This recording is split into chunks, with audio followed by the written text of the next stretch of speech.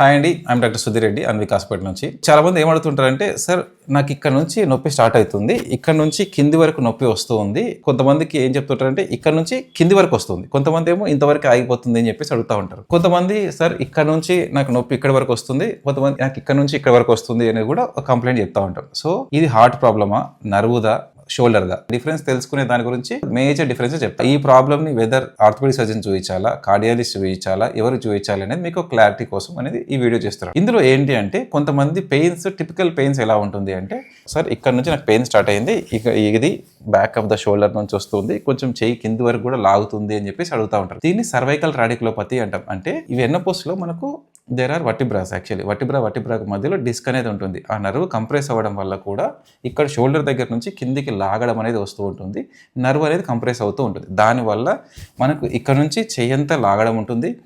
ఈ 3 వేళ్ళకి కానీ ఇటు సైడ్ వేళ్ళకి కానీ మనకు తిమ్మిరిలాగా, అంటే లైక్ సరే ఇట్లా చీమలు వాకినట్లు ఉంటుంది, మనకు టింగ్లింగ్ సెన్సేషన్ లాగా ఉంటుంది అని అంటూ ఉంటారు. ఇది సర్వైకల్ ప్రాబ్లం బేసికలీ, అంటే మెడది ప్రాబ్లం. దీనికి సంబంధించి కూడా మేము చూస్తాము. ఈ సర్వైకల్ రాడిక్యులోపతి ఉంటే మనకు ఎక్స్రేలో కానీ ఎంఆర్ఐలో కానీ మనకు డయాగ్నోస్ అనేది అవుతుంది. అలా కాకుండా సార్ నాకు పెయిన్ అనేది ఇక్కడ స్టార్ట్ అవుతుంది, పెయిన్ ఇంతవరకే ఉంటుంది, కిందికి లేదు, కింద తిమ్మిరు లేవు. వీళ్ళు ఏం చెప్తుంటారంటే సార్ నాకు కొంచెం మూమెంట్స్ రెస్ట్రిక్షన్, ఇంతవరకు రావట్లేదు, ఈ మూమెంట్ రావట్లేదు, ఇంతవరకు నేను చేయగలుగుతున్నాను. ఇది స్పెసిఫికల్ షోల్డర్ ప్రాబ్లం. ఇది కూడా మనము ఆర్థోపెడిక్ సర్జన్స్ చూస్తారు. దీంట్లో క్లినికల్ డయాగ్నోసిస్, దాంతో పాటు రేడియాలజికల్ డయాగ్నోసిస్ అనేది కూడా ఉంటుంది. ఎక్స్రే గానీ ఎంఆర్ఐతో డయాగ్నోస్ ఉంటుంది. షోల్డర్ పెథాలజీ ఉంటే ఆ షోల్డర్ పెథాలజీని కూడా ట్రీట్మెంట్ చేసేదానికి కూడా మనం ట్రీట్మెంట్ అనేది కొనసాగుతుంది. అలా కాకుండా కొంతమంది కార్డియాక్ సైడ్ నుంచి, అంటే హార్ట్ కి సంబంధించిన ప్రాబ్లమ్స్ కూడా కొంతమంది చెప్తా ఉంటారు. అంటే వీళ్ళకి ఏముంటుంది అంటే నొప్పి ఎక్కువ సైడ్ లెఫ్ట్ సైడ్ చెప్తా ఉంటారు. ఆ పెయిన్ ఇక్కడ నుంచి ఇక్కడ వరకు లాగినట్లు వస్తుంది అని చెప్తుంటారు. మనకి ఇక్కడ పెయిన్ చెప్తారు, ప్లస్ ఇక్కడ వరకు, ఇక్కడ నుంచి వచ్చి ఇక్కడ మిడిల్ ఆస్పెక్ట్ లో ఎక్కువ పెయిన్ చెప్తా ఉంటారు, ప్లస్ ఇంతవరకు పెయిన్ అనేది చెప్తూ ఉంటారు. ఇది ఇంతవరకు కూడా పెయిన్ అనేది చెప్తుంటారు. ఇది క్లాసికల్